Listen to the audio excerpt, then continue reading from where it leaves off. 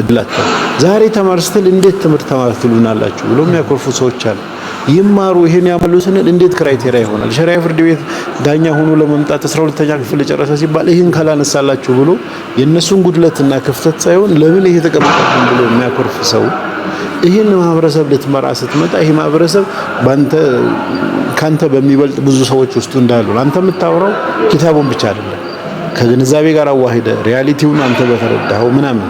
የግብጽ ጳጳስ የነበረው አቡነ ሸኖዳ በጋዜጠኝነት ማስተርስ ነበራቸው። የመጀመሪያ ዲግሪያቸው ፖለቲካ ነው። ከዛ በኋላ ሃይማኖት ተምረው እንትን ያደረጉ አንዳንድ ሰዎች ምን አሉ? እናንተ አሊሞችን ትንቃላችሁ። ይሄው ኢራን አታይም አያቶላ የሚመራው የሃይማኖት ሰው ነው አሉ። እዚህ ሲኖዶስ አታይም እንደዚህ እንዴት እንደዚህ ይላል? አያቶላዎቹ እንዴት እንደተማሩ ካለማወቅ ነው የሚሆነው።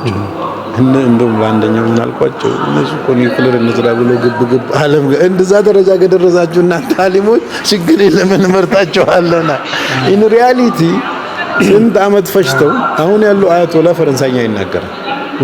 ህገ መንግስት አጥንቷል። የዓለም ፖለቲካ አጥንቷል። እንግሊዘኛ ቋንቋ ይናገራል።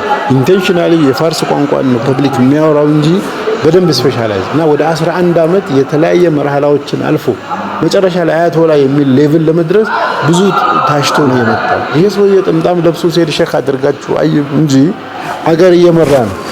አገሪቷን ወደዚህ እየወሰድን ጦርነት እየመራ ነው።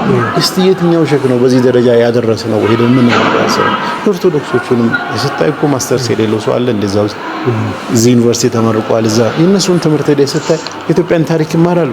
የዓለም ቤተክርስቲያን ታሪክ ይማራሉ። የኢትዮጵያ ኦርቶዶክስ ቤተክርስቲያን ታሪክ ይማራሉ። ሎጂክ ይማራሉ። ምናምን ይማራሉ። መምራትን ይማራሉ። ፕሮቴስታንቶቹ ጋር ሄደው አብዛኛው የተማረ ሰው ነው ያዘው። እንደኛዎቹና እንደ ኦርቶዶክሱ የሃይማኖት አባት ሁሉ በእድሜ ገፉ የለም። ሞሮፍ ወጣትና መካከለኛ ዘመን ላይ ያለ ነው። ያን ብቻ ሳይሆን በአጠቅላላ ዲግሪ ማስተርስ የሌለው ሰው የለም። ያን ብቻ አይደለም፣ እንደገና የሊደርሺፕ ኢንስቲትዩት ብዙ አላቸው። ምን የሚያደርጉበት ኤንጂኦ እንዴት ትመራለህ፣ ቤተክርስቲያን እንዴት ትመራለህ ምናምን ይዘህ በየከተማው ብትወስድ ቅዳሜና እሁድ የሚሰለጥኑበት አለ። እሁድ የሚሰለጥኑበት የዲስታንስ እኛ ጋር መንግስት ጋና መንግስት በፊት መለስ ዜናዊ አመራር አካዳሚ የሚባላል፣ የአዲስ አበባ ሊደርሺፕ ኢንስቲትዩት የሚባላል፣ አሁን የአፍሪካ ሊደርሺፕ አካዳሚ የሚባላል። ካድሬ ያስከብራል። ዝም ብሎ ከቤት እንደመጣ አይሆንም። ሲመጣ መጀመሪያ ሲመለመል ዲግሪ ያለው ማስተርስ ያለው ምናምን ተብሎ ያንን ማየት ብቻ ሳይሆን አፕግሬድ ለማድረግ በየ3 ወሩ ይሰበሰባል። የ3 ወር አፈጻጸም የ6 ወር ጠቅላይ ሚኒስትሩ ሰብስቦ ሚዲያ ላይ በአመት 2-3 ጊዜ ስልጠና ይሰንታል። የቱ ጋር ነው መጅሊስ ኢንስቲትዩት አለው ሊደርሺፕ ማሰልጠኛ አስተሳሰቡን ለማቀራረብ በየቦታው ኮሌጅ ዩኒቨርሲቲ የተባለ መሰረተ ድንጋይ የተጣለ ሊገነባ ምንድነው የሚያቀሩት? ሄደ ስታይ እዛው በኪታብ የቀሩትን ክፍል ውስጥ ነው የሚያቀሩት እንጂ ምን ተለወጠ? የድሮ ጄኔሬሽን ከችግሩም ከምኑም ከተለያዩ ነገሮች አንፃር ትምህርት መማር እድል አላገኘም። ከኢትዮጵያ ኮንቴክስት ጋር የኢትዮጵያን የተለያየ ነገር ማህበረሰብ መምራት የሚያስችል ሶሺዮሎጂ የሚሆን ሞደርን ኢኮኖሚክ ቲዮሪ የሚሆን የአመራር ኮንሰፕት የሚሆን እንዲማሩ አድርገ አንድ ላይ መርጃ አድርገ ካላወጣ ነገ ተቀባይነት ያጣል። አሜሪካ ውስጥ ዛሬ ኹጥባ አምጃ የሚባል የዑለሞች እንትን አለ። ኹጥባ በፓወርፖይንት ይሁን እዚህ ደረጃ ነው ዲስከሽን ያለው አሁን ማለት ነው። ህብረተሰቡ በሶሻል ሚዲያ እና በተለያየ እንትን አቴንሽን ስፓኑ በጣም ዝቅ ብሏል። የዑለማ ወደ ኋላ መቅረት በአንድ ማህበረሰብ ውስጥ በጣም ለዲን ትልቅ ጉዳት አለው። ኢልሙን አስፔክት ብቻ ማየት የለብንም። ኢልሙን አስፔክትን እሱ ራሱ እንደገና ሪፎርም መደረግ አለበት። ለምሳሌ ኢትዮጵያ ውስጥ ያሉትን ኪታብ የሚቀራባቸው የፈለክባቸውን ቦታ ዞረ። አንዳንድ ኪታቦች የዛሬ 700 ዓመት የተጻፉ ናቸው። አንዳንድ ኪታቦች የዛሬ 200 ዓመት የተጻፉ ናቸው። አንዳንዶቹ የዛሬ 100 ዓመት የተጻፉ ናቸው። ግን ፐብሊኩን ምን እናስተምረው ስንል የኢትዮጵያ ሙስሊም ችግር ምንድናቸው? ጥናት አድርገን የአቂዳ ችግሮች ምንድናቸው ኢትዮጵያ ውስጥ እንለይ። 20 ይሁን 50 እናውጣቸው። የስነ ምግባር ችግሮች ምንድናቸው እንለያቸው። የሀገራዊ ተሳትፎ ጉድለት ምንድነው እንለያቸው። የአፈጻጸም ከሥራ ባህል ጋር ከስንፍና ጋር የተያዘ እንለይ። ይሄ ሙአመላት ጋር የተያዘ ሐራም ሐላል ብለን ስራ የምንሰራባቸው ነገሮች ጋር የተያዘ እነዚህን እንለይ። ከዛ በትክክል በጥናት ከለየን በኋላ ለዚህ ችግር የሚፈታ ኪታብ ማዘጋጀት ያስፈልጋል። ይሄን ኪታብ ይዘ አንደኛውን ምዕራፍ ስትቀራ ቀጥታ ቋጠሯችንን የሚፈታ ችግራችንን የሚፈታ ነገር ነው እየተማርን ያለው። ሁለተኛውን ምዕራፍ ስትማር የሥነ ምግባር ችግራችንን ቀጥታ እኛን ኢላማ አድርጎ የኛን ችግር የሚፈታ ከኛ ጥናት የተመሳ ሲሆን ችግር ይቀርፋል። አሁን ባለው ሂደት ከ3 ሚሊዮን ኪታብ በላይ በአመት ከውጭ ወደ ሀገር ውስጥ ይገባል። ከ3 ሚሊዮን በላይ እኔ ባለኝ ዳታ ከ3 ሚሊዮን ከቁርአን እና በነፃ ከሚመጡ ኪታቦች ውጪ ለገበያ መጥተው እየተሸጡ ያሉ 3 ሚሊዮን ጉምሩክ ተቀርጦባቸው የሚመጡ 3 ሚሊዮን በላይ እነዚህ ከተለያየ ሀገር አረብኛ አይዲን ኪታቦች ማለት ለምን መጡ አይደለም።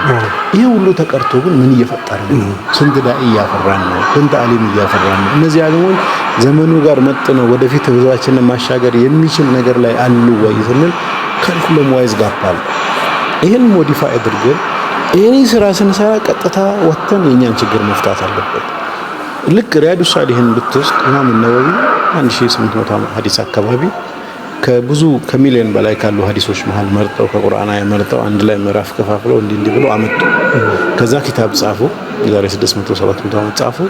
ዛሬ ድረስ አው እየቀራው ይሄን ሐዲስ ማን መረጠ? ይሄን ተከታተል በሳቸው ግንዛቤ ወሳቸው ኢምፖርታንት ነው ባሉት መሰረት ሁላችንም ዛሬ እየቀራ እኔ ልክ አይደለም ሪያዱ ሳሊሂን መቅራት ልክ አይደለም ያልኩት እኛ ህዝቡን ሁሉ የምናቀራው ነገር በቀጥታ ችግራችንን የሚፈታ መሆን አለበት። እኔ ህፃናትን ሰብስቤ ኬጂ ያሉ የሀጅ አፈጻጸም ስርዓት ዛሬ ቢዚ ባረጋቸው ይጠቅማቸዋል ወይ? ቀጥታ ወጥተው ነገ ወደ ስራ የሚያውሉት ነገርን ነው መማር ያለባቸው።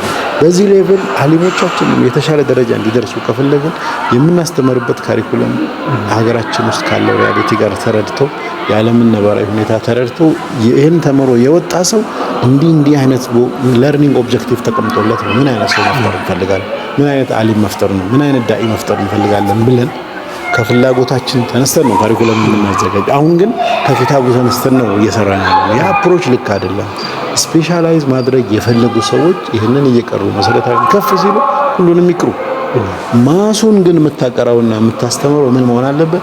ዛሬ ቀጥታ ወጥቶ ህይወቱን አፌክት አድርጎ ወደ ተሻለ ደረጃ የሚወስደው መጅሊስን ይምራ ስትል መጅሊስን የሚመሩ ሰዎች ምን አይነት፣ መስጊድ ይምራ ስትል መስጊድን የሚመራ ሰው ምን አይነት፣ የት ነው የምናቀረው? አሁን የተፋለሰ ለምሳሌ ኢኮኖሚክስ ላይ ወሰድ ኪታብ ውስጥ ይቀራል ባበል ቡዩ የንግድ ስርዓት ጋር የተያዘ መግዛት መሸጥ ምናምን ይቀራል። በተግላላ የሚቀሩትን ስታይ ቀርተው ሲጨርሱ አይነግዱም። የሚነግዱት ደግሞ አይቀሩም። ታዲያ ለማን ነው ሁሉ እየለፋን ያለው ስንል አልተገጣጠመም። ዑመር ኢብኑ አልኸጣብ እኮ አዋጅ አወጣ። ማንኛውም መዲና ውስጥ የንግድ ፍቃድ አውጥቶ ንግድ ነግዳለሁ ያለ ሰው ይሄን ቀርቶ አፕሩቭድ ያልሆነ ሰው አልሰጥም ብሎ አዋጅ አውጥቶ አስገደደ። እንደ አንድ ሰርቲፊኬሽን ነጋዴ የሆነ መዲና ውስጥ ለመቀጠል ዑመር ኢብኑ አልኸጣብ አዋጅ አውጥቶ መማር ይሄን መቅራት አለበት።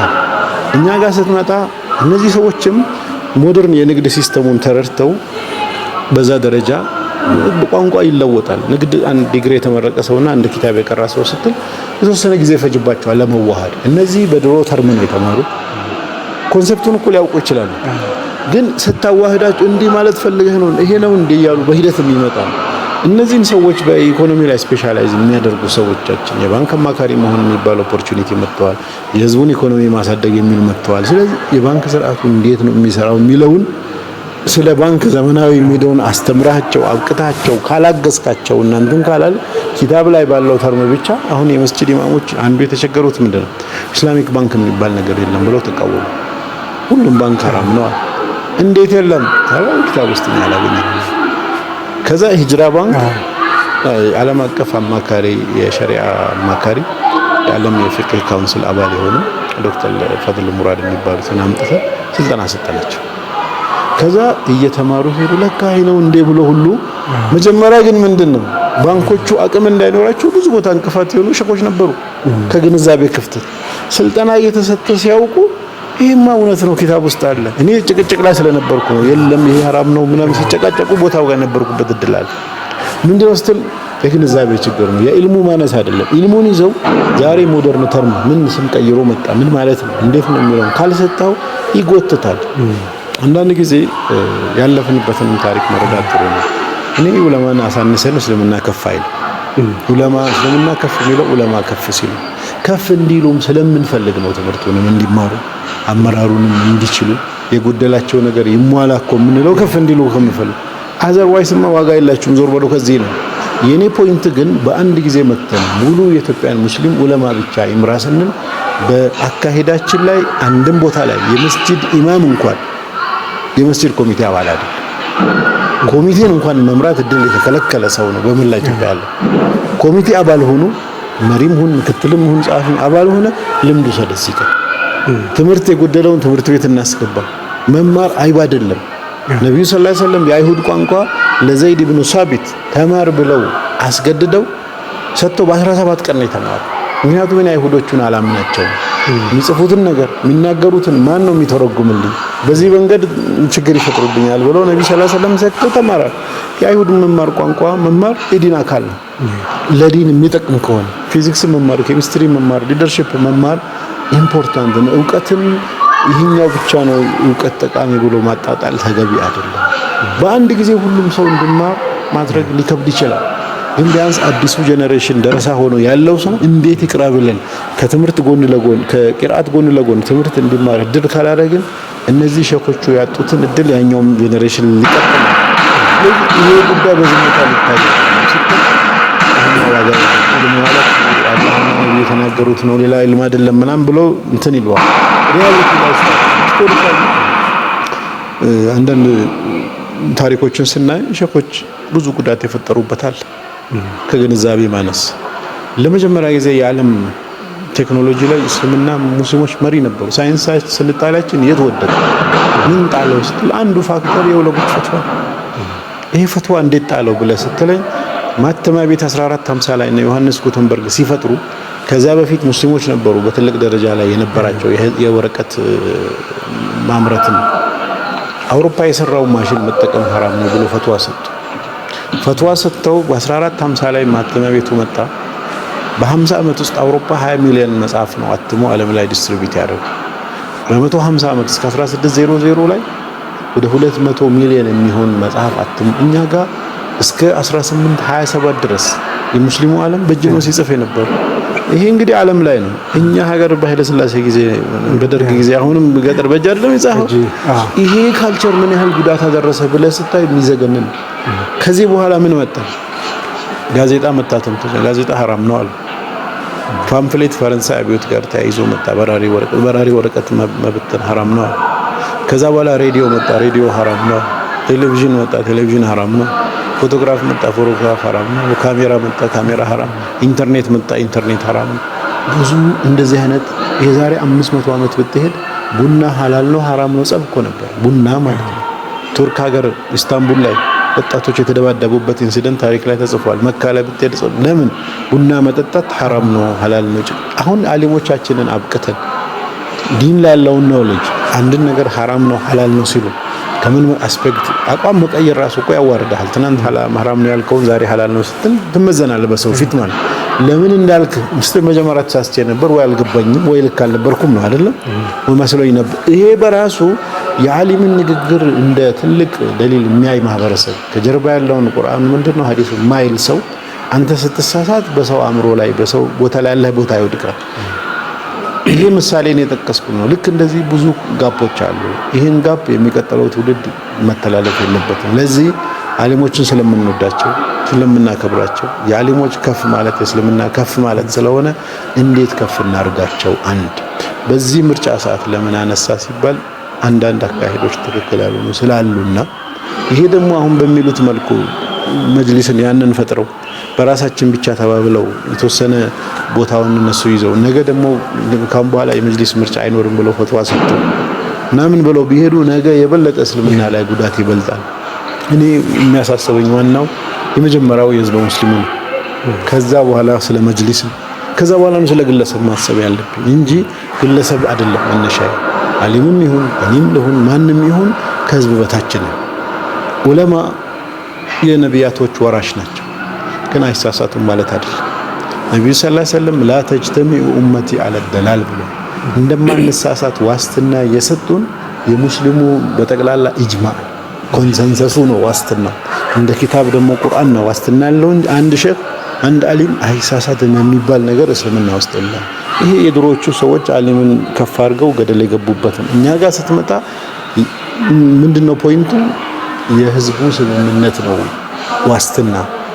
የዑለማ ስምምነትን ብለው የህዝቡ ስምምነት ነብዩ ሰለላሁ ዐለይሂ ወሰለም ላ ተጅተሚ ኡመቲ ብለው ባሉት መሰረት ያ ነው ጋራንቲው እንጂ አምስትም ይሁኑ ሶስትም ይሁኑ 10 ሰዎች ቁጭ ብለው ዓሊም ናቸው በኢልማቸው በዚህ ጎን እየወሰኑበት ያለው ጎን ላይ ግን ዓሊም አይደሉም። አንድ ሰው በፊክር ስፔሻላይዝ አድርጎ በኬሚስትሪ ፈትዋ ቢሰጠኝ ልክ አይደለም። ሌላውም ነገር ላይ እንደዛ ነው። በዛ አንግል መታየት አለበት። ላፍታ እረፍት እንውሰድ።